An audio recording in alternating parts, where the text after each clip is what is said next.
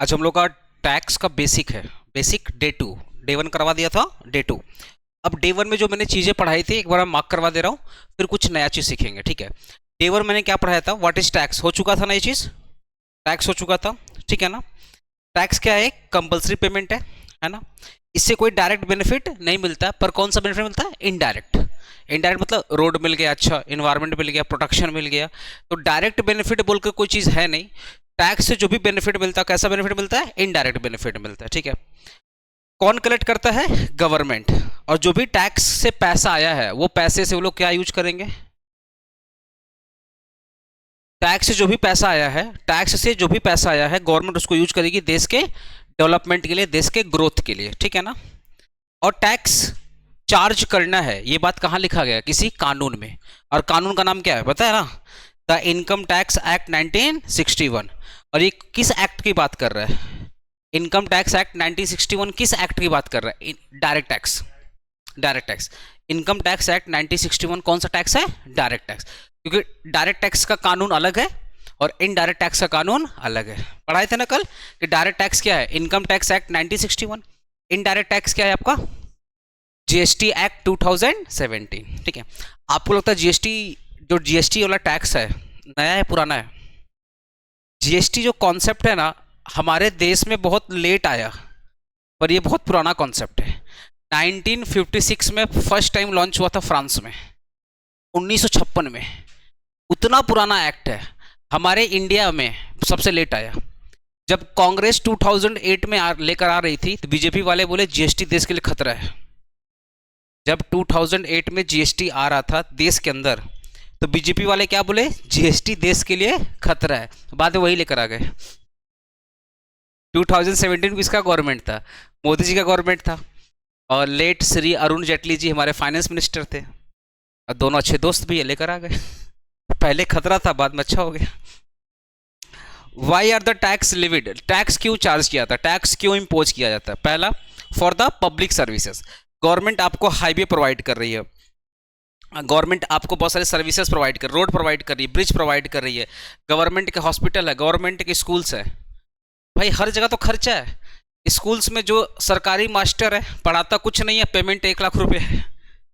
जो सरकारी हॉस्पिटल में डॉक्टर्स हैं, जो स्टाफ है, उनकी भी तो सैलरी होगी। तो गवर्नमेंट स्कूल प्रोवाइड कर रही है, गवर्नमेंट आपको स्कॉलरशिप दे रही है, गवर्नमेंट आपको हॉस्पिटल मतलब मेडिकल सर्विस प्रोवाइड कर रही है, ठीक है। अभी देखना ममता दीदी ने एक स्वास्थ्य साथी कार्ड बोल के बनाया होगा, तो उसमें 5 लाख रुपया तक का आपका मेडिकल एक्सपेंसेस कवर होता है। तो ये सारे सारे खर्चे कौन कर रहा है, गवर्नमेंट कर रहा है। तो उसके लिए गवर्नमेंट को क्या चाहिए, पैसा।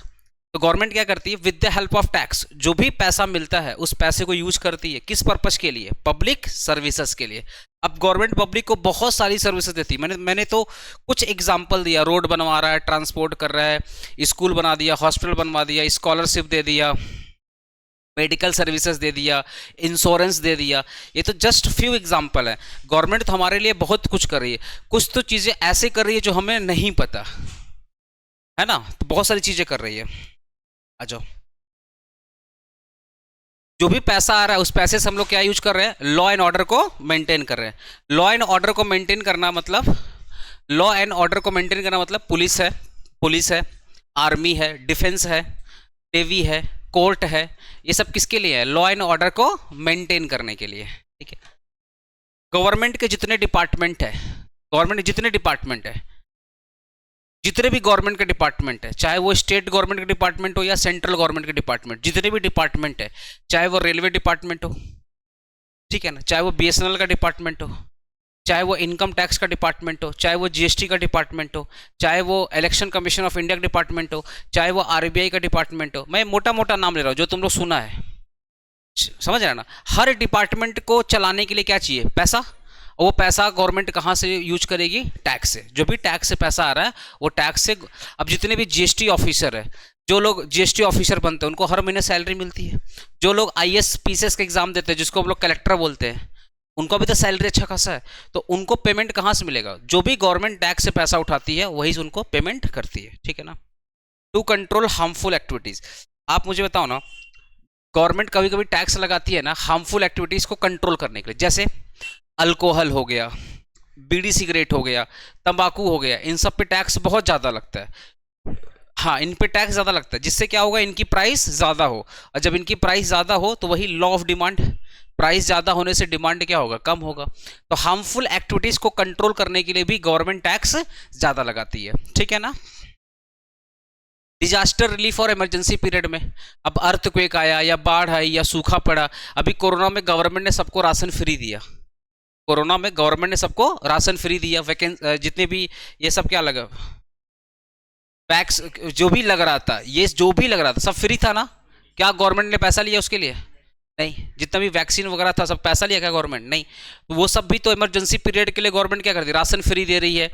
अब बिहार में बाढ़ आता है तो हर साल गवर्नमेंट अच्छा खासा पैसा खर्च करती है, जहां पे अर्थक्वेक आया वहां पे खर्चा करती गवर्नमेंट। तो इमरजेंसी पीरियड में भी गवर्नमेंट क्या करती, उस टैक्स के पैसे को यूज करती है, जिससे तो जो भी टैक्स का पैसा हो रहा है वो इन सब जगह पे यूज होता है, गवर्नमेंट का डिपार्टमेंट यूज होता है, हार्मफुल एक्टिविटीज को कंट्रोल करने के लिए टैक्स लगाया जाता है, पब्लिक सर्विसेज को देने के लिए टैक्स लगाया जाता है, डिजास्टर रिलीफ को डिजास्टर को खत्म करने के लिए या आराम करने के लिए जो रिलीफ है उसके लिए टैक्स लगाया जाता है। आ जाओ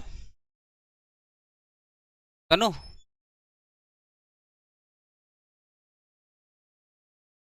बुक देना हो, एक निकाल काम करो, उसको बुक देना ना। डेवलपिंग द इंटायर कंट्री, पूरे देश को डेवलप करने के लिए गवर्नमेंट जो भी खर्चा कर सकती है, चाहे वो रिसर्च में खर्चा करे, चाहे वो टेक्नोलॉजी में खर्चा करे, वो सब पैसा कहाँ से आ रहा है, वो सब पैसा कहाँ से आ रहा है, टैक्स से आ रहा है। अब मैंने कल एग्जांपल दिया था ना चंद्रयान 3, तो उसमें जो भी पैसा लगा गवर्नमेंट कहाँ से लगाई, टैक्स लगाई, तो मैक्सिमम पैसा गवर्नमेंट टैक्स लगाती है, ठीक है ना।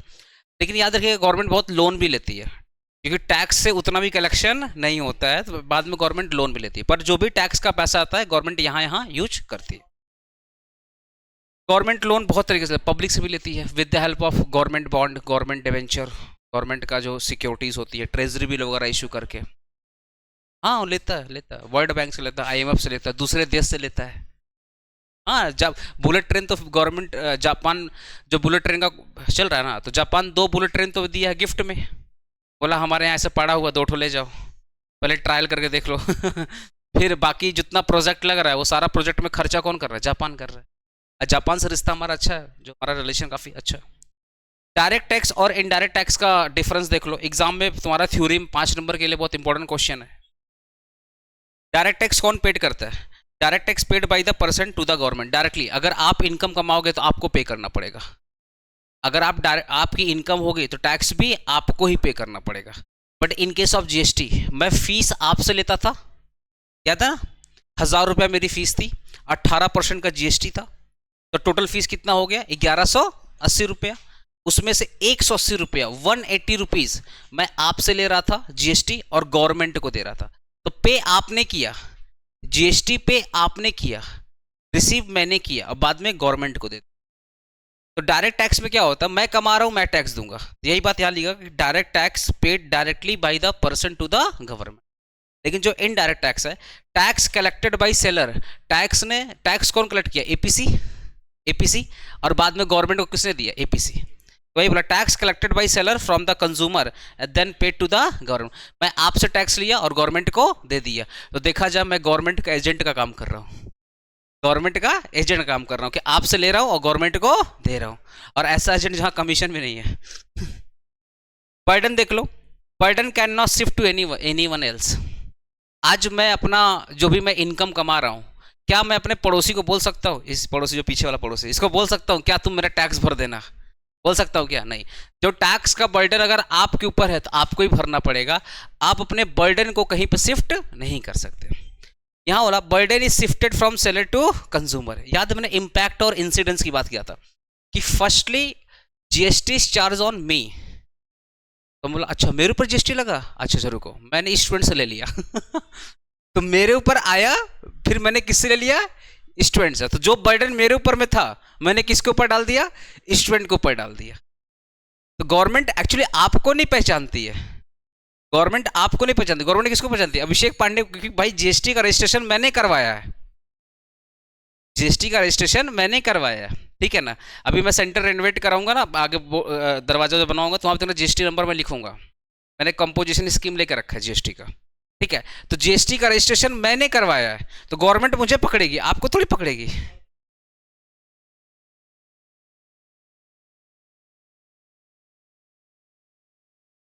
प्रॉपर्टी टैक्स होता है, बहुत मिनिमम होता है, देना पड़ता है। हाँ, अगर खुद की बिल्डिंग रहेगी तो हाँ, अभी पढ़ोगे सेम थ्री में पढ़ोगे सब, हाउस प्रॉपर्टी पढ़ोगे, इनकम इसी में पढ़ोगे, इनकम फ्रॉम हाउस प्रॉपर्टी पढ़ाएंगे। सुनो ना, बर्डन। तो इनडायरेक्ट टैक्स में क्या हो रहा है, मैं गवर्नमेंट मुझे पकड़ी जीएसटी के लिए, मैंने बोला रुको, मैं हर स्टूडेंट के पास गया, बोला जीएसटी दो तो स्टूडेंट से लिया और गवर्नमेंट को दे दिया। तो जो बर्डन मेरे ऊपर में था मैंने शिफ्ट कर दिया स्टूडेंट के ऊपर। तो डायरेक्ट टैक्स में क्या हो रहा है कि बर्डन आप शिफ्ट नहीं कर सकते, पर इनडायरेक्ट टैक्स में आप बर्डन शिफ्ट कर सकते। सच बोलिएगा, जीएसटी का रजिस्ट्रेशन अभिषेक पांडे क्लासेस ने करवाया है, तो बर्डन अभिषेक पांडे क्लासेस पे आया, बट ये बर्डन शिफ्ट करके कहाँ चला गया, स्टूडेंट के कंधे पे चला गया। भाई वहां से लेंगे और आपको देंगे। एग्जाम्पल देख लो इसका, डायरेक्ट टैक्स एग्जाम्पल क्या है, इनकम टैक्स और कॉर्पोरेट टैक्स। जो बिजनेस वगैरह है ना, बिजनेस टैक्स जिसको बोलते हैं कॉर्पोरेट टैक्स, जो कंपनी वगैरह भरती है कॉर्पोरेट टैक्स होती है। फिर यहाँ पे देखो इनडायरेक्ट टैक्स का कस्टम ड्यूटी और जीएसटी।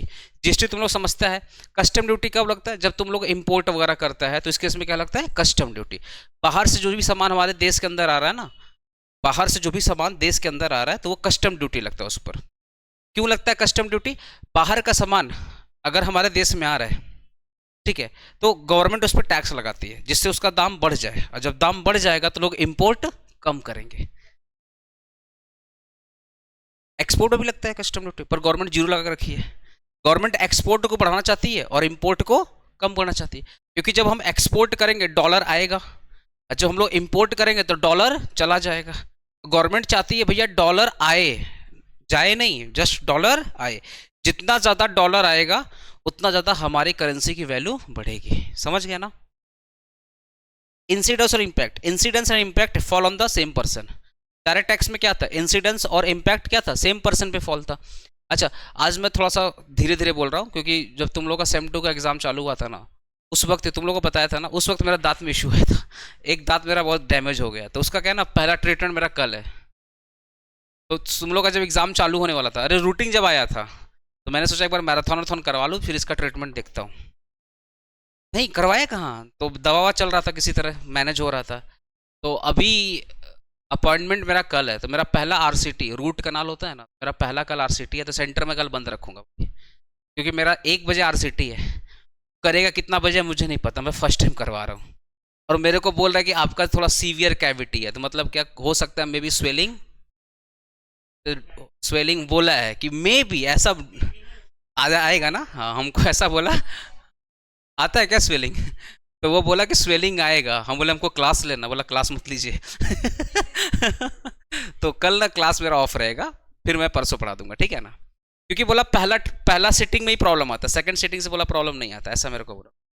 देखते हैं पहला सीटिंग क्या होता है, इसमें लक यहाँ देखो, incidence and impact fall on the different person.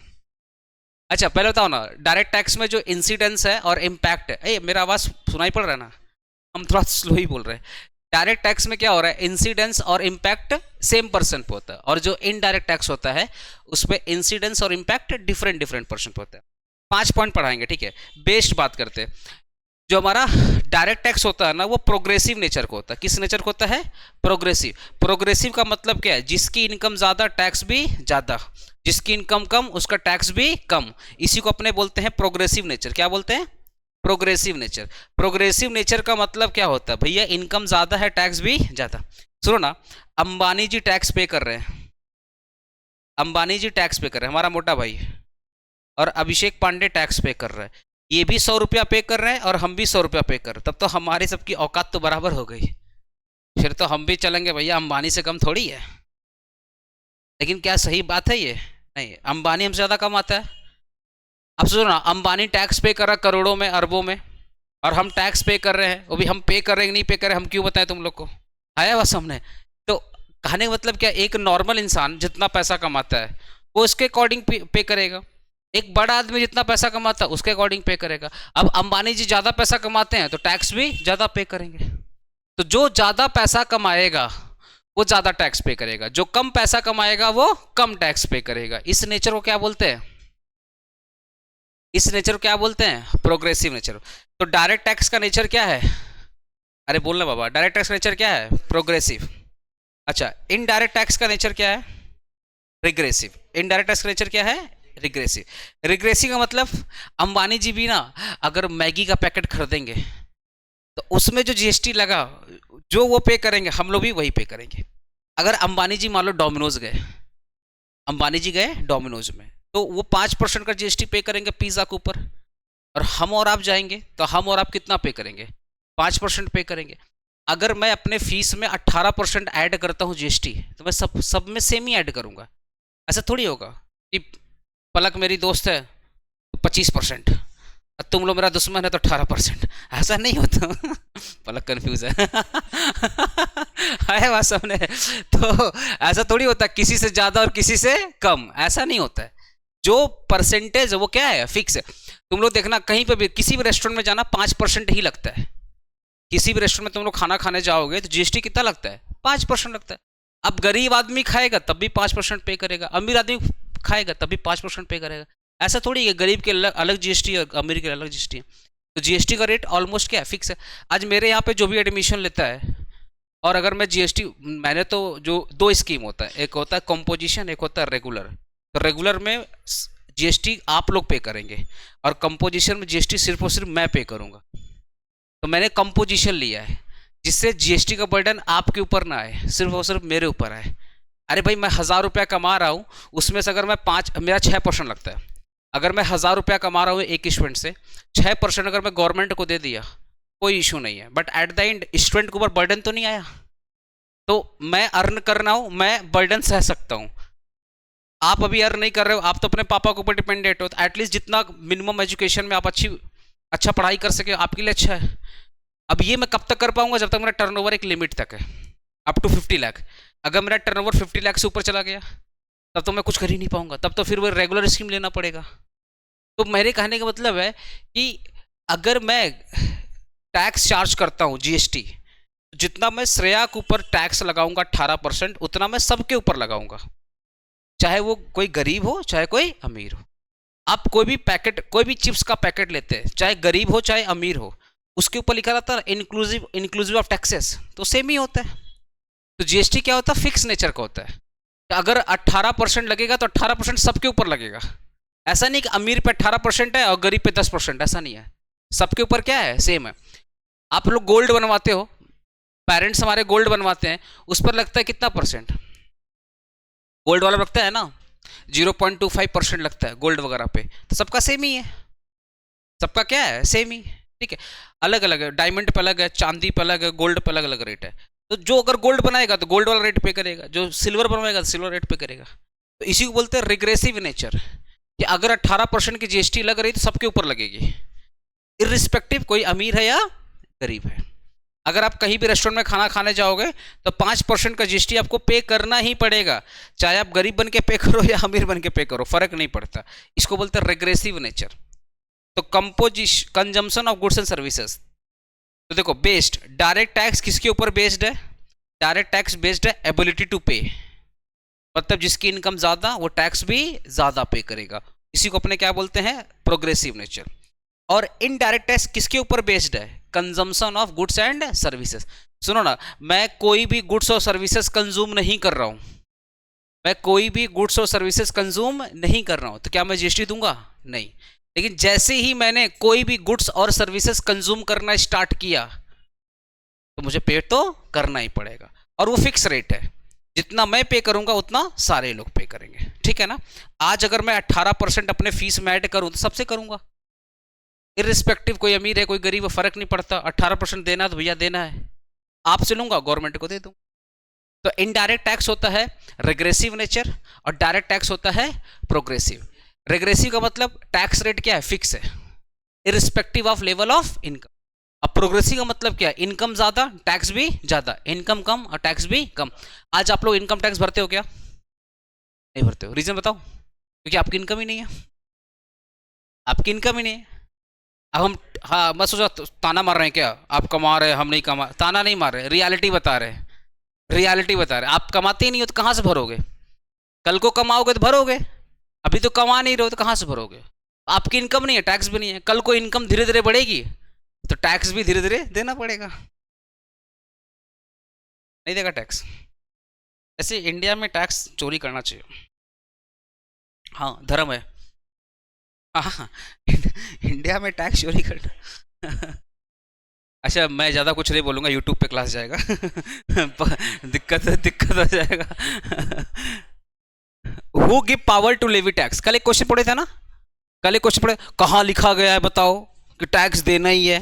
तो अब चलो बताते हैं कहाँ लिखा गया है। और हम लोग को हर बात पे कहाँ लिखा गया है, काम नहीं करना है। तो यही बात यहाँ पे भी है कि इनकम टैक्स देना है, इनडायरेक्ट टैक्स देना है। कौन देगा, कौन रिसीव करेगा, रिसीव कौन करेगा, गवर्नमेंट, देगा कौन, पब्लिक या कंज्यूमर। ये सारी की सारी बात कहां लिखा गया है, article 265, article 265 of the constitution of India provide that no tax shall be levied और collected except by authority of law. बोल रहा है लॉ के अलावा किसी और के पास पावर नहीं है कि टैक्स कलेक्ट करे। लॉ में जिसको पावर दिया गया है वही टैक्स कलेक्ट करेगा। अगर लॉ में लिखा है कि अभिषेक पांडे टैक्स कलेक्ट करेगा तो अभिषेक पांडे करेगा। अगर लॉ में लिखा गया है कि ममता दीदी वेस्ट बंगाल गवर्नमेंट अगर टैक्स कलेक्ट करेगी तो वही कलेक्ट कर सकती है। तो क्या बोल रहा है, provided that no tax shall be levied, levied मतलब होता है इम्पोज, टैक्स को लगाना मतलब टैक्स का लिविड करना, इम्पोज करना। तो no tax shall be levied और collected except by the authority of law. Law के अलावा लॉ में जिस भी बॉडी को बोला गया है कि यही बॉडी टैक्स कलेक्ट कर सकती, इसके अलावा और कोई टैक्स कलेक्ट नहीं कर सकता। समझ गए, तो वही बात बोला कि कोई भी अलावा जिसको लॉ में जिसको बोला गया है वही टैक्स कलेक्ट करेगा, उसके अलावा और कोई टैक्स कलेक्ट नहीं करेगा। आप रास्ते में जा रहे थे, आपसे कोई बोलता चल टैक्स निकाल, दे दोगे? बकलो लोगे कर दे देंगे। तो आपसे बोलो ना, अगर आप रास्ते में जा रहे थे आपसे कोई आके बोलता चल चल डायरेक्ट टैक्स निकाल, मार भगा देगी बोलो, आप जा रहे हो रास्ते में और कोई बोलता डायरेक्ट टैक्स निकालो, आप दे दोगे क्या? नहीं दोगे।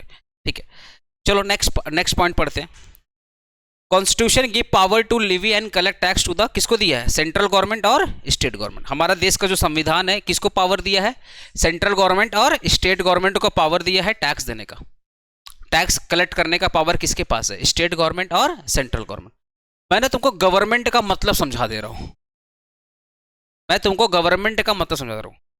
और मैं तुमको बता रहा हूँ, जब मैं तुमको बेसिक्स पढ़ा रहा हूँ ना, तो बेसिक्स को बहुत फोकस करना है। रीजन बताऊँ, मैं चाहता 2 क्लास में एक चैप्टर कंप्लीट कर सकता था और तुम लोग मेरा तारीफ करता क्या मस्त सिलेबस जा रहा है। लेकिन दिक्कत क्या होता है ना, तुम्हारा बेसिक कंट्रोल नहीं, बेसिक तुम्हारा समझ में नहीं आता। अब तुमको गवर्नमेंट का मतलब नहीं पता। गवर्नमेंट तुमने मोदी जी को समझा है और दीदी को समझा है, तुमको लगता है जो है यही है, इसके अलावा गवर्नमेंट तो है नहीं। गवर्नमेंट का मतलब समझ लो, कोई भी पब्लिक बॉडी, संविधान बोलता है कोई भी पब्लिक बॉडी जो पब्लिक को सर्विस देता है वो अपने आप में गवर्नमेंट है। केएमसी का नाम सुना है? कोलकाता म्युनिसिपल कॉरपोरेशन, वो भी गवर्नमेंट है। जितना भी गवर्नमेंट ऑफिस है, जितना भी गवर्नमेंट ऑफिस है वो भी क्या है? गवर्नमेंट है। तो गवर्नमेंट का मतलब मोदी जी और ममता दीदी नहीं है, वो तो है ही है, आई एम नॉट डिनाइंग कि वो नहीं है, वो तो है। उसके अलावा जितना भी गवर्नमेंट डिपार्टमेंट है, जितना भी गवर्नमेंट ऑफिस है, जहां पर भी तुमको तिरंगा झंडा दिख जाए, जिस बिल्डिंग के ऊपर तुमको तिरंगा झंडा दिख जाए, समझना वो गवर्नमेंट है। तो जितने भी गवर्नमेंट के विभाग है, जितने भी डिपार्टमेंट है, उनको भी गवर्नमेंट बोला गया। इलेक्शन कमीशन ऑफ इंडिया वो भी क्या है? गवर्नमेंट। आरबीआई क्या है? गवर्नमेंट। ठीक है, इवन पता सुप्रीम कोर्ट का जो ऑर्डर आता है वो भी क्या माना गया है? जजमेंटल बॉडी है ना, वो भी किसका आदेश माना जाएगा? वो भी गवर्नमेंट की तरह है। तो गवर्नमेंट का मतलब सिर्फ ये नहीं होता है कि सिर्फ स्टेट गवर्नमेंट और सेंट्रल गवर्नमेंट।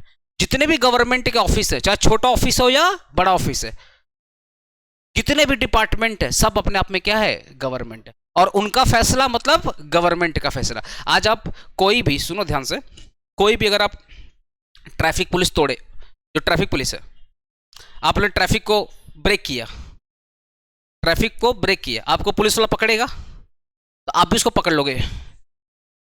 हाँ, ये नहीं कर सकते। रीजन बताऊं, उनके ऊपर हाथ उठाने का मतलब कानून के ऊपर हाथ उठाना, क्योंकि उनका जो ऑर्डर है वो कानून का ऑर्डर है।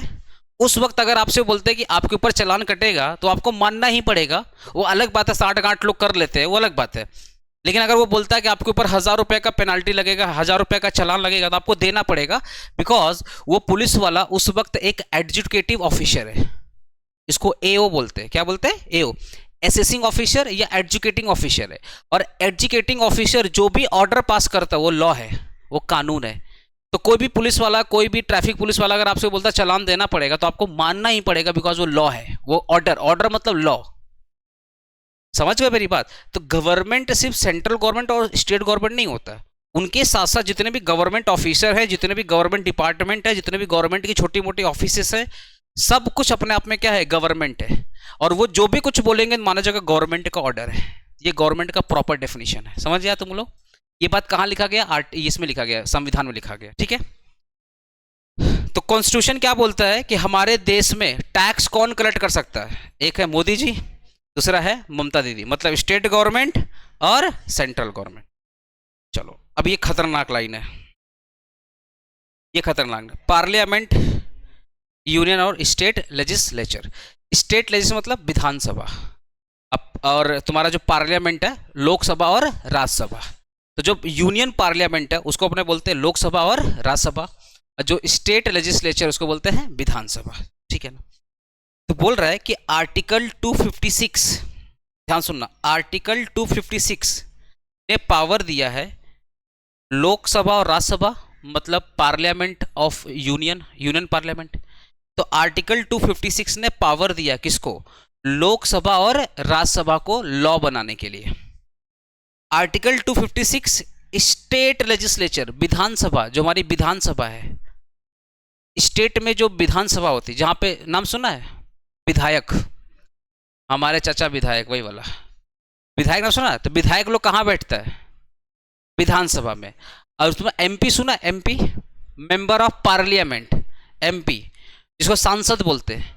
तो जो सांसद होते हैं वो लोकसभा और राज्यसभा में बैठते हैं, और जो विधायक होते हैं वो कहाँ बैठते हैं? विधानसभा में। हाँ, एमएलए जिसको बोलते हैं। तो जो एमएलए हैं वो बैठते हैं स्टेट का जो विधानसभा है, और जो एमपी है जिसको मेंबर ऑफ पार्लियामेंट बोलते हैं वो बैठता है आपका लोकसभा और राज्यसभा। मतलब नॉर्मली लोकसभा में बैठते हैं, फिर वहां से कुछ लोग सेलेक्ट करके कहाँ जाते हैं? राज्यसभा में जाते हैं। वो अलग प्रोसेस है, बस तुम लोग लोकसभा समझना। तो एमपी कहाँ बैठता है? लोकसभा। और जो एमएलए है जिसको अपने विधायक बोलते हैं वो कहाँ बैठता है? विधानसभा। ये क्लियर हुआ? तो हमारे देश का जो कानून है, कानून एक्चुअली बनाता कौन है? देखो जितने जितने भी एक्ट है, जितने भी एक्ट है, जैसे अभी आप कौन सा एक्ट पढ़ रहे हो? ये कौन सा एक्ट पढ़ रहे हो? Income tax act 1961। देश में जितने भी एक्ट है वो या तो विधानसभा में बना है, या तो विधानसभा में बना है, या तो कहां बना है? लोकसभा या राज्यसभा में। ठीक है। तो होता क्या है, इसका प्रोसेस मैं तुमको बता दे रहा हूं, कैसे इसका प्रोसेस क्या होता है। एक्ट बनने का जो प्रोसेस है वो समझ लो। देखो सबसे पहले क्या होता है ना, बनता है बिल। पहले ना लॉ को लिखा जाता है, राइटिंग ऑफ द लॉ। तो राइटिंग ऑफ द लॉ को एक्चुअली बोलते हैं ड्राफ्टिंग। क्या बोलते हैं? ड्राफ्टिंग। पहले क्या होता है, लॉ को लिखा जाता है। तो जब लॉ को लिखा जाता है उसको बोलते हैं ड्राफ्टिंग। फिर जब ड्राफ्टिंग हो गया तो वो बन गया बिल। ड्राफ्टिंग, ड्राफ्टिंग क्या बन गया? बिल। बिल क्या हो गया? Number of pages. देखना कभी कभी जब बिल पास होता है तो कोई भी एक एमपी उठता है और कागज से पढ़ते रहता है, एक एक कागज। तो जो कानून बनता है ना वो page page page page page बन करके बिल होता है, इतना मोटा पेज। उसमें वो एक एक पेज पढ़ेगा, एक एक पेज पढ़ेगा। वो तो पूरा लॉ थोड़ी पढ़ता है, समरी पढ़ता है। जैसे हमारे 5-10 पेज का एक चैप्टर है, उसका छोटा सा समरी होता है। वैसे ही जब हमारे यहाँ पे कोई बिल पास होता है तो जितने भी एमपी हैं या जितने भी एमएलए हैं वो सब क्या पढ़ते हैं? समरी पढ़ते हैं, लॉ का समरी पढ़ते हैं। तो वो एक दो पेज उठाते पढ़ते हैं। तो जब लॉ लिखा जाता है उसको बोलते हैं ड्राफ्टिंग ऑफ द बिल। ठीक है। एक बार कंप्लीट हो गया तो उस पूरे कलेक्शन ऑफ द पेज, जो पूरा पेज का कलेक्शन, उसको क्या बोलेंगे? बिल। अगर अब ये स्टेट, अगर ये सेंट्रल बिल है, अगर ये सेंट्रल बिल है तो कहाँ जाएगा? पार्लियामेंट में जाएगा। कहाँ जाएगा? पार्लियामेंट में जाएगा। अब पार्लियामेंट में दो बॉडी है, एक है लोकसभा और एक है राज्यसभा। अब हमारा संविधान ये बोलता है अगर बिल देश के लिए बहुत इंपॉर्टेंट है तो सबसे पहले जाएगा लोकसभा में, उसको बोलते हैं मनी बिल। जो इंपॉर्टेंट बिल होता है उसको क्या बोलते हैं? Money bill. तो अगर कोई मनी बिल है तो सबसे पहले जाएगा लोकसभा में, और कोई अगर नॉन मनी बिल है, मतलब ज़्यादा इंपॉर्टेंट नहीं है, तो वो इन दोनों में से कहीं भी जा सकता है। लोक में भी जा सकता है, राज्य में सबसे पहले, सबसे पहले, क्योंकि लोकसभा अलग है और राज्यसभा अलग है। तो अगर देश के लिए इंपॉर्टेंट बिल है, सबसे पहले जाएगा लोकसभा। अगर इंपॉर्टेंट नहीं है तो लोक और राज्य में दोनों में से कहीं पर भी जाए, कोई दिक्कत वाली बात नहीं है। लेकिन अगर इंपॉर्टेंट बिल है तो सबसे पहले लोकसभा। हमारे देश के जो लीडर लोग हैं वो बोलते सब इंपॉर्टेंट है, और सब इंपॉर्टेंट को कहाँ पहुंचा देते हैं, लोकसभा। इसलिए सारा का सारा बिल सबसे पहले कहाँ पास होता है, लोकसभा। क्योंकि नॉन इंपॉर्टेंट में ऑप्शन है, लोक में जाओ या राज्य में जाओ। बोले इतना इतना नहीं है, दिमाग लगाएंगे वोट बैंक में, यहां दिमाग नहीं लगाएंगे, यहां सब इंपॉर्टेंट है। तो सबको कहां पहुंचा दिया, लोकसभा। अब लोकसभा में मान लो बिल पास हुआ, लोकसभा में बिल वोटिंग होती है ना, तो मान लो अब बीजेपी वाला पढ़ रहा है तो कांग्रेस वाला बोलेगा नहीं नहीं नहीं नहीं, गलत गलत गलत। लेकिन बीजेपी वाली की संख्या ज़्यादा है, बीजेपी वाले के एमपी लोग ज़्यादा है, तो बिल तो पास हो जाएगा। अब बीजेपी वाले हैं 350, कांग्रेस वाले हैं 50 ठो, तो कौन जीतेगा, बीजेपी वाले जीतेंगे। तो मान लो बिल पास हो गया, तो जब बिल पास होगा लोकसभा में तो 14 दिन का टाइम दिया जाता है राज्यसभा को कि भैया हमने पास कर दिया, अब आप भी पास कर दो। तो फिर पहले यहां डिस्कशन हुआ तो यहां से बिल पास हो गया। अब जो राज्यसभा में लोग बैठे हैं ये लोग भी डिस्कस करेंगे, तो इनको 14 दिन का टाइम मिलता है, या तो बिल को रिजेक्ट करो या बिल को पास करो। समझ रहे मेरी बात।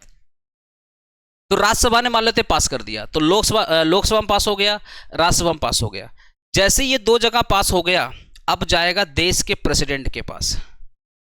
कहां जाएगा ये बिल, देश के प्रेसिडेंट, राष्ट्रपति के पास जाएगा। जैसे ही राष्ट्रपति ने साइन कर दिया, साइन ऑन द बिल, जैसे ही देश का राष्ट्रपति ने साइन किया बिल के ऊपर, अब ये बिल क्या बन जाएगा, एक्ट। और इसी एक्ट को बोलते हैं इनैक्टमेंट। इसी एक्ट को क्या बोलते हैं, इनैक्टमेंट।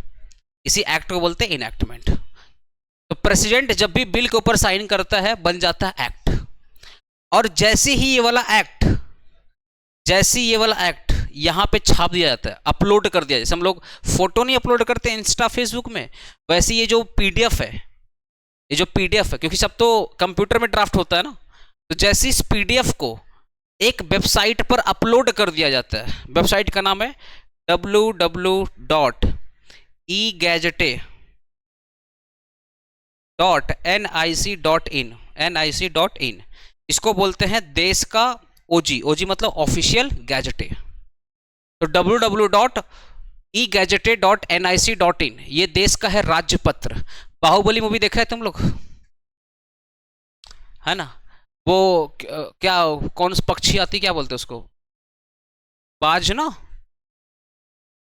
बाहुबली कब, अरे पहले, अरे कबूतर आता, सॉरी कबूतर, बाहुबली मूवी देखा है ना, याद है वो देवसेना ने कुछ ऐसे देवसेना को पकड़ने के लिए संदेशा गया था, तो ऐसे किया, कबूतर का पैर में बांधा हुआ था, खोला उसको, बड़ा हो गया, और कपड़े पे कुछ कपड़ा होता, कपड़े पे कुछ लिखा रहता है, लिखा रहता, तो उस पर लिखा था देवसेना को बंदी बना के लाओ, वो राज्यपत्र है, राज्य, उसी को राज्यपत्र बोलते हैं। तो अब पहले ये पहले तो कागज नहीं होता था ना, पहले तो कपड़े पे लिखा जाता था। तो जब राजा वजा बैठते थे पहले के टाइम पे, तो मंत्री ऐसे क्या करता था, पढ़ता था ना कि राजा चाहते हैं कि सब लोग बंदी बन जाए आया बात सामने। तो ये जो बोला है इसको बोलते थे राज्यपत्र।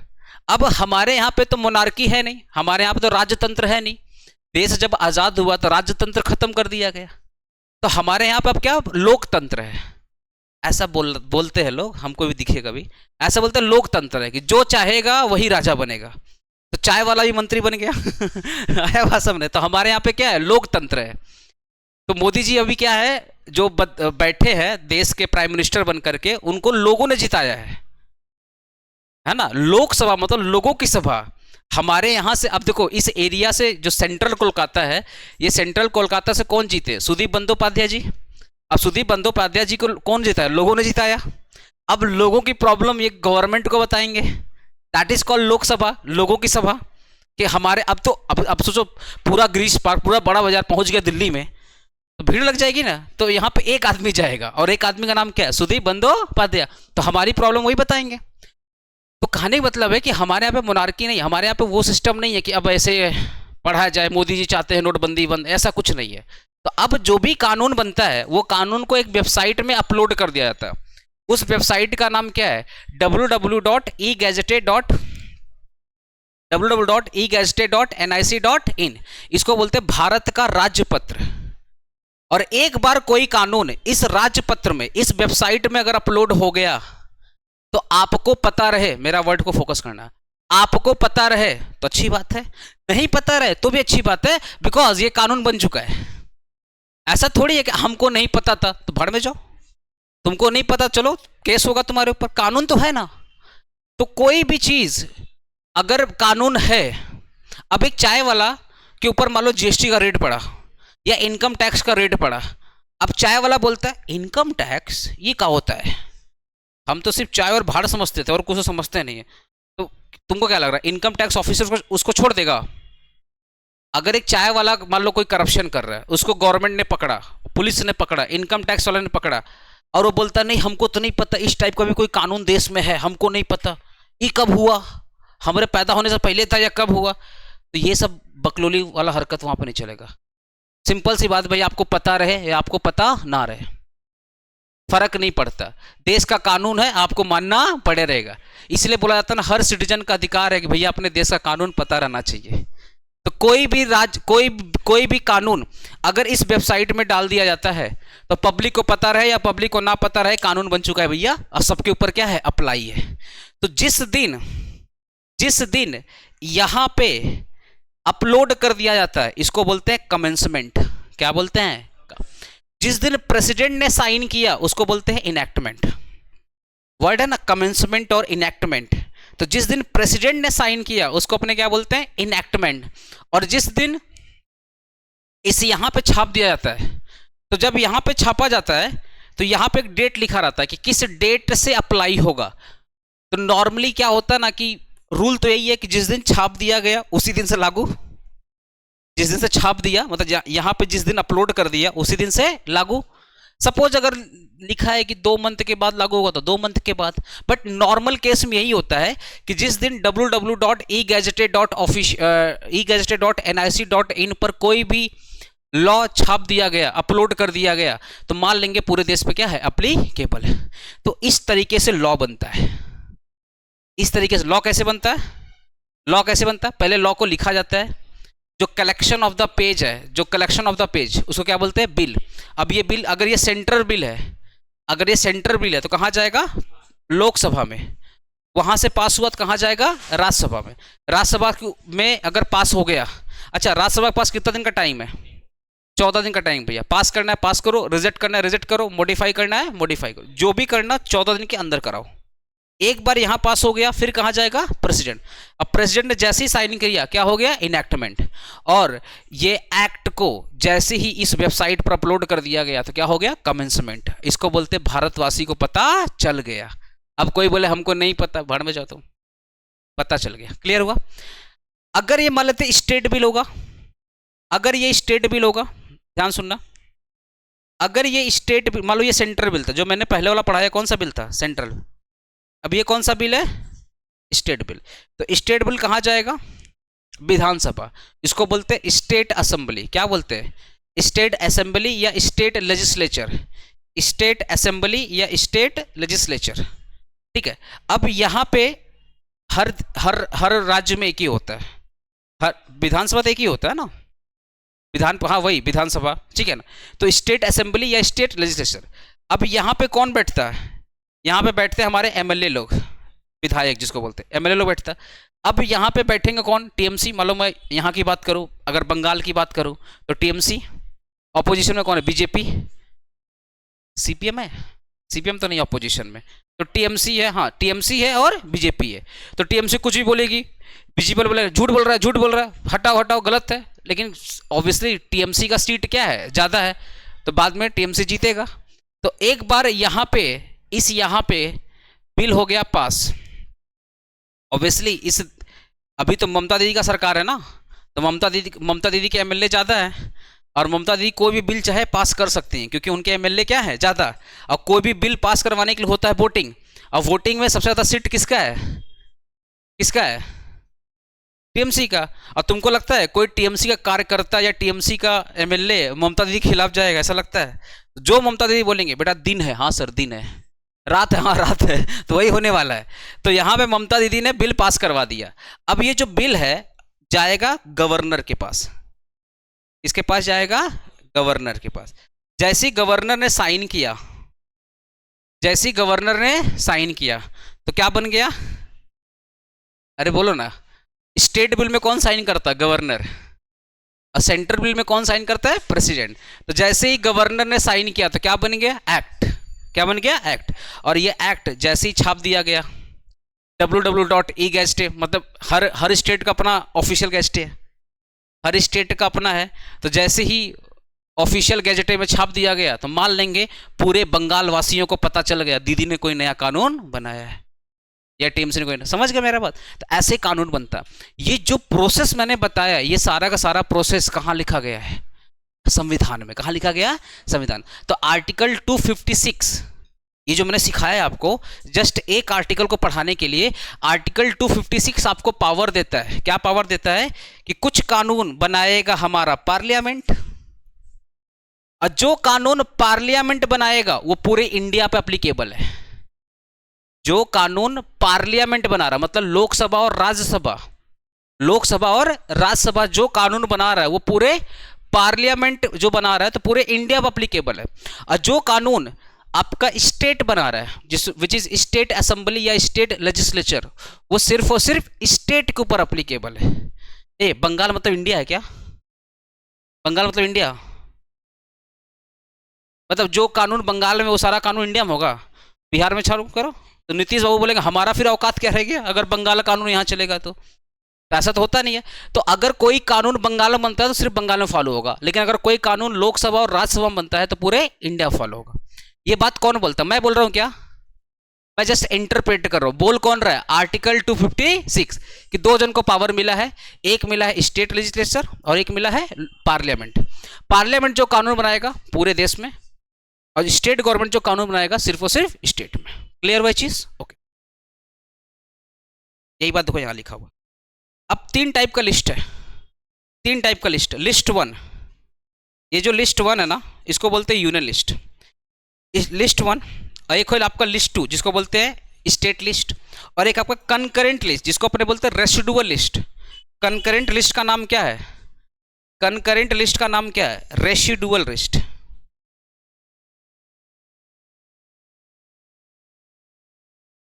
रेसिडुअल लिस्ट, अब सुनो ध्यान से। यूनियन लिस्ट में जो भी यूनियन लिस्ट का एक लिस्ट है जिसमें ना एक से लेकर के 96 नंबर है, 1 2 3 4 5 6 करके 96 नंबर है। तो यूनियन लिस्ट का कहां लिखा गया? 82, हाँ, एंट्री नंबर 82 यूनियन लिस्ट का एंट्री नंबर। अरे एंट्री समझता है? 1 एंट्री, 2 3 4 5, ये हो गया एंट्री। ऐसी ही ऐसे से एंट्री नंबर 82 पे पता क्या लिखा गया? Income tax. एंट्री नंबर 2 में क्या लिखा गया है? Income tax. इसका मतलब इनकम टैक्स से रिलेटेड जो कानून बनेगा वो कौन बना सकता है? सिर्फ और सिर्फ पार्लियामेंट। क्योंकि यूनियन लिस्ट में जो कानून बनाएगा, यूनियन लिस्ट में जिसका भी नाम रहेगा उस पर कानून कौन बनाएगा? पार्लियामेंट।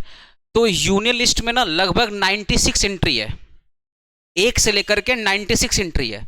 उसमें से जो एंट्री नंबर 82 है उसमें लिखा गया है कि इनकम टैक्स किसका पार्ट है? यूनियन लिस्ट का पार्ट है, और उस पर कानून कौन बनाएगा? पार्लियामेंट। इसलिए पता है आप इस इंडिया में कहीं पर भी रहो, मतलब भारत के किसी भी कोना में रहे, आपके ऊपर इनकम टैक्स क्या है? एप्लीकेबल है। चाहे आप शहर में रहो या गांव में रहो, आपके ऊपर इनकम टैक्स क्या है? एप्लीकेबल है। क्योंकि ये किस लिस्ट में आता है? यूनियन लिस्ट में आता है। और यूनियन लिस्ट में जो भी सब्जेक्ट मैटर है, यूनियन लिस्ट में टोटल नंबर कितना है? 96। और 96 में जो भी नंबर है, नंबर 1 2 3 4 जो भी नंबर है, उस पर कानून कौन बनाएगा? पार्लियामेंट। और वन ऑफ द एंट्रीज 82, और 82 में लिखा गया है, क्योंकि मैंने पहले बोला, देखो मैं जो बेसिक पढ़ा रहा हूँ तुम्हारे सिलेबस के अकॉर्डिंग बेसिक पढ़ा रहा हूँ, मैं कोई हिस्ट्री का टीचर लग रहा हूँ, ये ज्योग्राफी का टीचर लग नहीं रहा हूँ। तुम्हारा सिलेबस के अकॉर्डिंग जो है मैं वो जस्ट पढ़ा दे रहा हूँ। तो जो एंट्री नंबर 82 है उसमें लिखा गया है कि जो इनकम टैक्स है वो बने, उस पर जो भी कानून बनेगा वो देश का पार्लियामेंट बनाएगा। दैट इज वाई जो हमारा इनकम टैक्स एक्ट है वो सेंट्रल एक्ट है या स्टेट एक्ट है, सेंट्रल एक्ट है। समझ गए ना? चलो एक पॉइंट और देख लो, स्टेट लिस्ट। स्टेट लिस्ट पता है, स्टेट लिस्ट पता क्या बोलता है? हमारा जो लिस्ट है नंबर 1 नंबर 2 नंबर 3 ऐसा करके स्टेट लिस्ट भी है। तो स्टेट लिस्ट पर उस लिस्ट में जो भी सब्जेक्ट मैटर लिखा गया, जैसे agriculture, agriculture is a subject matter of state list. Agriculture पे टैक्स लेना यानी खेती बाड़ी, अरे एग्रीकल्चर पे टैक्स लेना है या नहीं लेना है ये स्टेट गवर्नमेंट डिसाइड करेगी। एग्रीकल्चर पे टैक्स लेना है या टैक्स नहीं लेना है कौन डिसाइड करेगा? State government. तो हमारे जो सेंट्रल, हमारा जो वेस्ट बंगाल गवर्नमेंट है वो एग्रीकल्चर पे टैक्स लेती है। वहीं जो आपका पंजाब की गवर्नमेंट है, जो यूपी की गवर्नमेंट है, जो आपका हरियाणा गवर्नमेंट है, वो एग्रीकल्चर पे टैक्स नहीं लेती। समझ गया ना? तो जो सब्जेक्ट मैटर आपका स्टेट लिस्ट में है, जो सब्जेक्ट मैटर कहां पे है? स्टेट लिस्ट में, उस पर कानून कौन बनाएगा? स्टेट लेजिस्लेचर, या स्टेट गवर्नमेंट या स्टेट लेजिस्लेचर। लेकिन जो सब्जेक्ट मैटर यूनियन लिस्ट में दिया गया 1 2 3 करके से लिस्ट बनी हुई है, हाँ टोटल 96 लिस्ट, उस 96 पर कानून कौन बनाएगा? सेंट्रल गवर्नमेंट या आपका पार्लियामेंट। ठीक है। अब क्वेश्चन आ रहा है सर, हो सकता कोई एक ऐसा सब्जेक्ट मैटर हो सकता है कोई ऐसा सब्जेक्ट मैटर ना तो वो यूनियन का पार्ट है और ना ही वो स्टेट का पार्ट है। एक ऐसा सब्जेक्ट मैटर जो ना यूनियन का पार्ट है और ना स्टेट का पार्ट है, उसके ऊपर कौन कानून बनाएगा? तो जो सब्जेक्ट मैटर यूनियन में भी नहीं आता है और जो सब्जेक्ट मैटर स्टेट में भी नहीं आता है वो आता है आपका कंकरेंट लिस्ट में। और कंकरेंट मतलब रेसिडुअल लिस्ट, और रेसिडुअल लिस्ट में दोनों को बोला गया है, चाहे आप सेंट्रल गवर्नमेंट हो चाहे आप स्टेट गवर्नमेंट, आप दोनों के पास पावर है मिलके कानून बनाने का। तो जो सब्जेक्ट मैटर स्टेट लिस्ट में है वहां पे स्टेट लेजिस्लेचर और स्टेट गवर्नमेंट, जो सब्जेक्ट मैटर आपका सेंट्रल, जो सब्जेक्ट मैटर यूनियन लिस्ट में है उस पर आपका पार्लियामेंट और सेंट्रल गवर्नमेंट। और ऐसा सब्जेक्ट मैटर जो कि ना तो फर्स्ट लिस्ट में है और ना सेकंड लिस्ट में है, तो वो कहां पे माना जाएगा? थर्ड लिस्ट में। और थर्ड लिस्ट में दोनों मिलकर के कानून बनाएंगे, स्टेट गवर्नमेंट और सेंट्रल गवर्नमेंट दोनों मिलकर के कानून बनाएंगे। समझ गए मेरा बात? ये होता है कंकरेंट लिस्ट। तुम्हारे मन में क्वेश्चन आ सकता है, अभी अगर नहीं आ रहा तो कोई बात नहीं है, बट आना चाहिए। क्या कि सर मान लेते हैं स्टेट वाले बैठे हैं और स्टेट वाले बैठे हैं और सेंट्रल वाले बैठे हैं। मान लो कोई ऐसा सब्जेक्ट मैटर है जहां पर स्टेट वाले भी बैठे हैं और सेंट्रल वाले बैठे हैं, झगड़ा होगा नहीं? झगड़ा होगा, पक्का झगड़ा होगा, 100% बता रहे झगड़ा होगा, है ना? होता ना पक्ष और विपक्ष। मान लो एक ऐसा सब्जेक्ट मैटर है जो ना तो फर्स्ट लिस्ट में है और ना सेकंड लिस्ट में, वो किस में आ गया? थर्ड लिस्ट में। तो उस सब्जेक्ट मैटर पे कानून बनाने का अधिकार किसका है? सेंट्रल गवर्नमेंट और स्टेट गवर्नमेंट को मिल करके। तो एज्यूम कर लेते हैं, एज्यूम कर लेते हैं आप सब है स्टेट गवर्नमेंट और मैं हूं सेंट्रल गवर्नमेंट। आप सब क्या है? स्टेट गवर्नमेंट, मैं हूं सेंट्रल गवर्नमेंट। ऐसा क्यों बोला सर? आप बड़ा है क्या? बड़ा नहीं, सेंट्रल गवर्नमेंट एक ही होता है। और आप लोग हमारे यहाँ पे कितने सारे राज्य हैं, तो मान लेते हैं एक एक राज्य पे आप लोग बिलोंग करते हैं। तो मैं हूं सेंट्रल गवर्नमेंट और आप सभी जो भी क्लास में बैठे हैं वो सब क्या है? State government. मुद्दा चालू हुआ। हो सकता है कोई ऐसा मुद्दा है जहां पे मेरे को लग रहा है कि ठीक नहीं है, क्योंकि सेंट्रल गवर्नमेंट अपना सोचेगा पहले, क्योंकि टैक्स दोनों के लिए इंपॉर्टेंट है ना। तो मान लो कोई ऐसा सब्जेक्ट मैटर है जहां पे सेंट्रल गवर्नमेंट और स्टेट गवर्नमेंट लड़ाई हो गई। सुनो ना, मान लो कोई ऐसा मैटर है, मान लो पेट्रोलियम है ना, तो कोई एक ऐसा मैटर है जहां पर सब्जेक्ट, जहां पे सेंट्रल गवर्नमेंट और स्टेट गवर्नमेंट दोनों में लड़ाई हो गई। ठीक है, तो जब लड़ाई होगा ना, जब लड़ाई होगा तो ये संविधान में बोला गया है कि जीतेगा सेंट्रल। अगर लड़ाई हो गया, डिस्प्यूट हो गया, होता ना दोनों में पट नहीं रहे, सेंट्रल गवर्नमेंट कुछ और चाह रही है और स्टेट गवर्नमेंट कुछ और चाह रही है, तो कौन जीतेगा? Central government. तो अब मुझे पता है कि लड़ाई करने से मैं जीतूंगा लड़ाई करने से मैं जीतूंगा। अब तुम लोग कुछ भी बोलेगा मैं लड़ जाऊंगा क्योंकि एट द एंड जीतना मुझे है। अब तुम लोग का मैटर अगर सही भी रहेगा तुम लोग का मैटर अगर सही भी रहेगा तब भी मुझे पता है कि अगर मैं लड़ूंगा तो जीत जाऊंगा। तो इस केस में जो सेंट्रल गवर्नमेंट है ना वो थोड़ा सा डिस्प्यूट कर देती है, तो एट द एंड जीतेगा कौन? Central government. तो अब आप लोग को लगेगा काहे का लोकतंत्र, आप लोग को तो यही लगेगा ना कि काहे का लोकतंत्र, कौन सा लोकतंत्र है, कोई रिपब्लिक ऑफ इंडिया नहीं है, सब चाइना वाला हाल हो गया है। तो बोलेगा नहीं, आपके पास एक और पावर है। आर्टिकल 254 बोलता है कि अगर सेंट्रल गवर्नमेंट और स्टेट गवर्नमेंट में डिस्प्यूट होता है तो मामला जाएगा प्रेसिडेंट के पास। कहां मामला जाएगा? प्रेसिडेंट। और भूलो मत, प्रेसिडेंट भी किसका आदमी है? मामला किसके पास जाएगा? प्रेसिडेंट के पास जाएगा। अब प्रेसिडेंट जिसके हक में फैसला सुनाए वही मान्य होगा। हाँ, सुप्रीम कोर्ट कहाँ गया, बाद में सुप्रीम कोर्ट, पहले प्रेसिडेंट। याद रखना, सुप्रीम कोर्ट की बहुत औकात है, लेकिन वो प्रेसिडेंट को नहीं बुला सकता है। प्रेसिडेंट को नहीं बुला सकता सुप्रीम कोर्ट तो मोदी जी को जब चाहे तब बुला लेता है। मान लो कभी सुप्रीम कोर्ट के जज को लगा मोदी जी को देखे बहुत दिन हो गया, आज ये कटघरे में कुछ हिसाब दीजिए, नया नया कुर्ता सिलवा रहे, कहाँ से पैसा आ रहा है आपके पास। तो सुप्रीम कोर्ट आपको जब मोदी जी को जब इच्छा है तब बुला दे। रफाल मैटर में मोदी जी गए थे ना, हिसाब दिए थे खड़ा होकर के रफाल मुद्दे में, तो प्राइम मिनिस्टर को जब है तब बुला ले सुप्रीम कोर्ट, प्रेसिडेंट को नहीं बुला। प्रेसिडेंट मतलब first person of the nation, president is the first person of the nation, आप उनको नहीं बुला सकते। सुप्रीम कोर्ट को इतना पावर नहीं दिया गया है कि आप प्रेसिडेंट को बुला लेंगे। समझ गए मेरा बात? ठीक है, क्लियर हुआ चीज? हमारे देश में कानून एक्चुअल में ऐसे बनता है। तो कुछ आपको याद रखना, क्या चीज आपको याद रखना, क्या चीज आपको याद रखना? पहला बात आपको याद रखना है, कितने मैटर हैं, कितने लिस्ट हैं?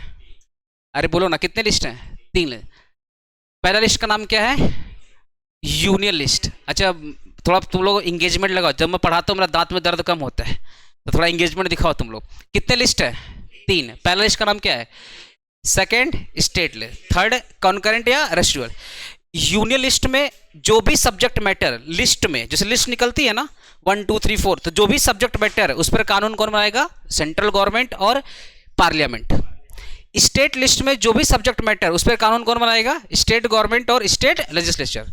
और जो रेसिडुअल लिस्ट में उस पर कौन बनाएगा? दोनों, सेंट्रल गवर्नमेंट और स्टेट गवर्नमेंट। अगर डिस्प्यूट हो गया कौन जीतेगा? Central government. फिर मामला कहां जाएगा? प्रेसिडेंट। अब जो प्रेसिडेंट बोलेगा उसके बाद होगा। तो जो कंकरेंट लिस्ट है ना, जो रेसिडुअल लिस्ट है, उसमें 2 आर्टिकल है। एक आर्टिकल 248, आर्टिकल 248 बोलता है कि दोनों आपस में मिलकर कानून बना ले, और 254 बोलता है कि मैटर अगर बहुत ज़्यादा बढ़ गया तो कहाँ जाएगा? प्रेसिडेंट के पास जाएगा। क्लियर हुआ चीज़? ओके जी। अब मैं अपना एक एग्जाम्पल दे रहा हूँ। अब बाकी बोले था 3 बेसिक का कितना क्लास लूँगा? 3 क्लास लूँगा ना, मैंने 4 बोला या 3 बोला था? 3 बोला था ना। चलो, तो 1 क्लास हम लोग और बाकी है, पर लेकिन आज का लास्ट टॉपिक आज सुन लो। मैं अपने बारे में कुछ बता रहा हूँ। एज ए पर्सन, मैं अपनी बात कर रहा हूँ। एज ए पर्सन मैं कितने तरीके से पैसा कमा सकता हूँ? लास्ट टॉपिक है। एज ए पर्सन मैं कितने तरीके से पैसा कमा सकता हूँ, बताओ, सोचो।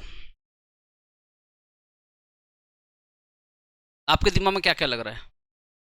प्रॉपर्टी से पैसा कमा सकता हूँ, बहुत बढ़िया। और बताओ। फीस से पैसा कमा सकता हूँ, और बढ़िया। प्रॉफिट, फीस, मेरा बिजनेस का ही तो फीस हुआ ना। सैलरी से पैसा कमा सकता हूँ किसी तरह, मटर वटर करके भी। सुनो, as a person, as a SSC, as a person मैं 5 तरीके से पैसा कमा सकता हूँ। कितने तरीके से? 5 तरीके। अब मैं एकदम प्रैक्टिकल एग्जांपल दे रहा हूँ। मान लो मेरे को बहुत पढ़ाने का शौक है, तो मैं सुबह सुबह एक कॉलेज ज्वाइन, क्योंकि ट्यूशन मेरा चलता है 1 बजे के बाद। अरे ट्यूशन चलता है मेरा 1 बजे के बाद। मान लो मैं कोई एक कॉलेज पकड़ लिया, कोई भी एक पार्ट टाइम कॉलेज पकड़ लिया। आया था भाई, मेरे को ऑफर आया था, भवानीपुर कॉलेज नाम सुना तुम लोग?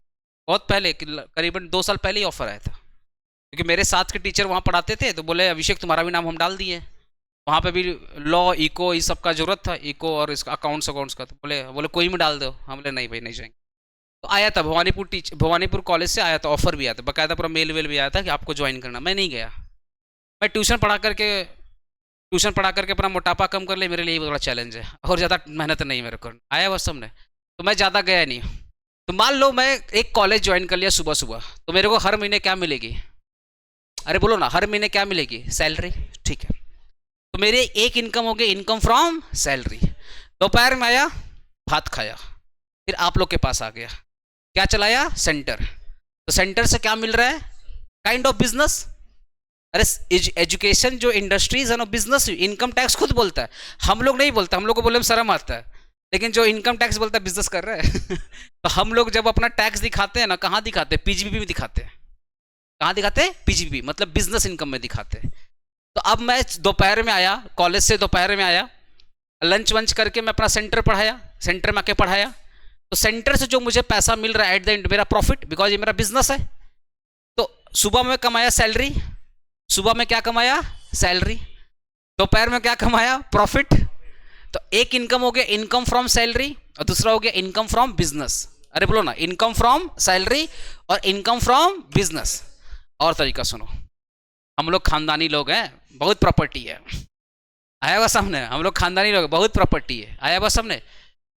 तो कुछ प्रॉपर्टी में मैंने लगा दिया ऐसे, रेंट पे लगा दिया, कुछ प्रॉपर्टी मैंने रेंट पे लगा दिया, तो हर महीने क्या आएगा? अच्छा, रेंट लगाना मेरा धंधा नहीं है, बट ऐसी पड़ा हुआ था, ऐसी 2-4 प्रॉपर्टी पे रेंट लगा दिया, तो हर महीने क्या आ रहा है? रेंट। वो भी तो मेरी कमाई है। तो इसको बोलते इनकम फ्रॉम हाउस प्रॉपर्टी। क्या बोलते हैं? Income from house property. तीन इनकम। पहला इनकम क्या था? Income from salary, income from मेरा सेंटर, इनकम फ्रॉम बिजनेस। जो प्रॉपर्टी से हर महीने रेंट आ रहा है उसको क्या बोलेंगे? Income from house property. दादी बहुत अमीर थी, बहुत ज्वेलरी था।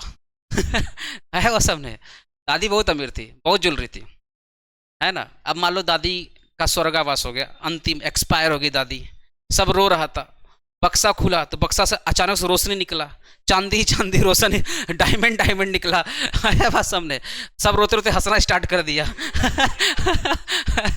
आया बात सामने? तो दादी का बक्सा खुला तो बहुत सारा सोना निकला, तो कुछ सोना मैंने बेच के अपना गरीबी दूर करने की कोशिश किया। आया बात सामने? तो कुछ सोना मैंने बेच दिया, उससे जो इनकम आई उसको बोलते income from capital gain. Income from capital gain, आया वो सामने? प्लस आप लोग से जो भी पैसा वैसा आता है, तो कुछ इतना तो आशीर्वाद है आप लोग का कि थोड़ा बहुत पैसा हम बचा के एफडी करवा लेते हैं, थोड़ा बहुत पैसा बचाकर हम म्यूचुअल फंड में डाल देते हैं, शेयर मार्केट में डाल देते हैं, तो हर महीने क्या आता है? डिविडेंड आता है, इंटरेस्ट आता है। तो ये जो पैसा आ रहा है इसको अपने बोलते हैं income from other source. Income from other source. कभी लॉटरी जीत गया, इनकम फ्रॉम अदर सोर्स। कभी अमिताभ बच्चन जी बुला दिए, कौन बने करोड़पति, बोले एक बार यहाँ पढ़ाई करते हैं, तो उधर से अगर जीत गया तो इनकम फ्रॉम अदर सोर्स। तो एज ए अभिषेक पांडे कितने तरीके से पैसा कमा रहा है? 5 तरीके से। कोई भी इंसान जो पैसा कमाता है 5 तरीके से। कॉलेज में पढ़ा रहा हूँ तो क्या मिल रहा है? सैलरी। कॉलेज पढ़ा क्या मिल रहा है? सैलरी। उसके बाद बताओ, अपना सेंटर से क्या कमा रहा हूँ? Income from business. इनकम तो 2 income from salary, income from business. Property को रेंट पे लगा दिया, इनकम फ्रॉम हाउस प्रॉपर्टी। दादी की ज्वेलरी बेच के पैसा कमाया, इनकम फ्रॉम कैपिटल गेन। और जो एफडी, लॉटरी, डिविडेंड, इंटरेस्ट से जो पैसा कमाया, इनकम फ्रॉम सोर्स। चोरी वोरी नहीं आता बाबा, अपने शरीफ लोग है वो सब। तो ये सब लग जाएगा कुछ दिन में, अभी क्वेश्चन कराएंगे तो लग जाएगा कितना शरीफ है। सुनो, तो कितने तरीके से हुआ? 5 तरीके से हुआ। तो एक पर्सन कितने तरीके से पैसा कमा सकता है? 5 तरीके से। और मस्ती मजाक में मैंने बता दिया तुम्हारा सिलेबस भी यही है, यही 5 चैप्टर तुमको अच्छे से पढ़ना है। Income from salary, income from house property, income from PGBP मतलब business income, income from capital gain, income from other source. इसको बोलते हैं 5 हेड्स ऑफ इनकम। क्या बोलेंगे? 5 हेड्स ऑफ इनकम के एक एसएससी के 5 इनकम हो सकता है। बच्चा कुछ आप बेसिक नेक्स्ट क्लास में खत्म कर देंगे, ठीक है? तो नेक्स्ट क्लास आपका परसों मिलेगा, हम कल थोड़ा दांत का ट्रीटमेंट करवाएंगे, ठीक है?